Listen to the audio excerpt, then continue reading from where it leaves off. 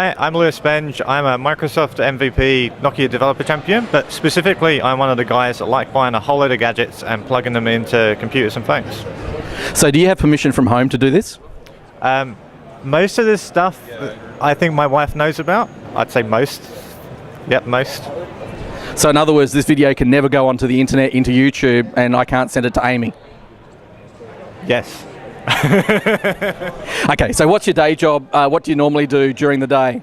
I'm an independent consultant, so I work with companies around Australia and around the world on some of the more unique apps which require integration into devices, NFC, Bluetooth, and some of the complicated web stuff as well. So use of like Windows 8 embedded and in retail storefront style environments as well?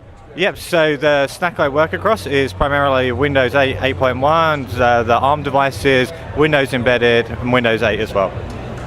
So you've got a whole stack of things here on the table, here in the DevDen. So let's just look at each one of these one by one.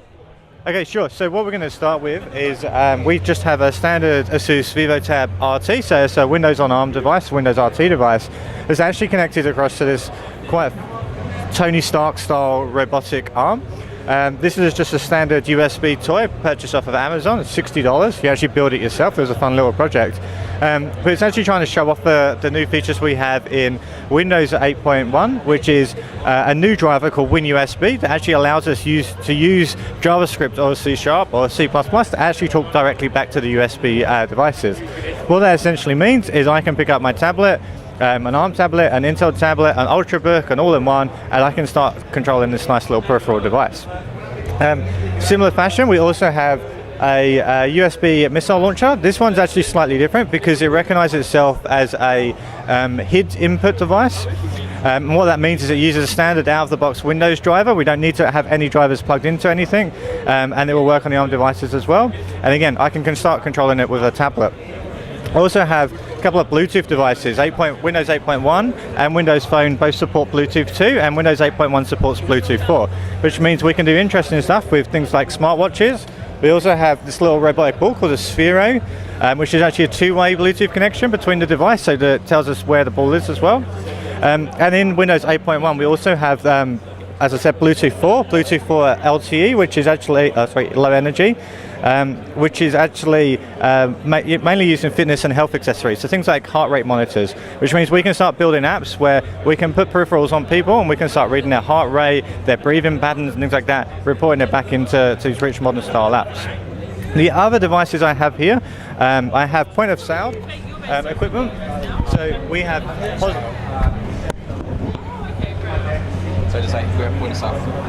We have point of sale equipment. POS.net is something we've had in the embedded world for a while now, and it's a very, very popular tool for people building point of sale equipment. POS.net was actually ported across into Windows 8.1, so it's now a native part of the Windows RT API stack, which means we can also plug things like barcode scanners or magnetic stripe readers and all that kind of stuff into tablets, into Windows 8 devices or Windows RT devices, and just start writing the apps again. JavaScript, C#, C++ is all just part and parcel of the same API.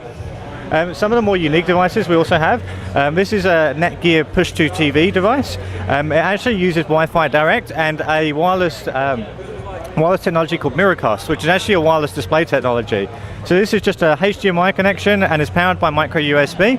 I can plug that into the back of any TV, and from my tablets I can actually walk into a room and immediately start projecting audio and visual to a TV, no wires needed. So it's a truly mobile experience.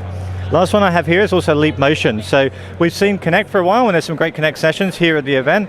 Leap is the next generation of that. It provides touch inputs into Windows 8 devices, but it's actually designed very much so you're using a keyboard, you can lift your fingers off and just start interacting. You're not having to get up and stand in front of something. It's very small, natural user interface style interaction. So you've been doing device work with Windows 8 and Windows Phone 8 right from the beginning, because you were part of my roadshow. What sort of leap has Windows 8.1 been from a device's perspective? It's huge. I done a session last year on Windows 8 devices here at TechEd, and I done them on the roadshows all around Australia as well. And we was very much limited to integrating with the devices attached or integrate into the tablets themselves. So the sensors, the camera, that kind of equipment. 8.1 opens up the world to the peripheral devices, the things that we have in our home, with things we buy in the shops, the things that we can physically plug in and attach to our device or connect via Bluetooth. So it's huge in that sense. Also opens up a whole load of enterprise opportunities as well. I've already mentioned points of sale. We also have biometric support. We have smart card, both physical and virtual support, and a whole load of extra bits and pieces that we desperately needed to start building great enterprise modern apps, and now all in 8.1. So thanks, Lewis, and we will be seeing you in either future roadshows or come into the DevDen to see cool stuff. Yep, and Virtual App Fest as well. So yes, Virtual App Fest in I think 2 weeks' time from the time of this. Yep. Thank you very much.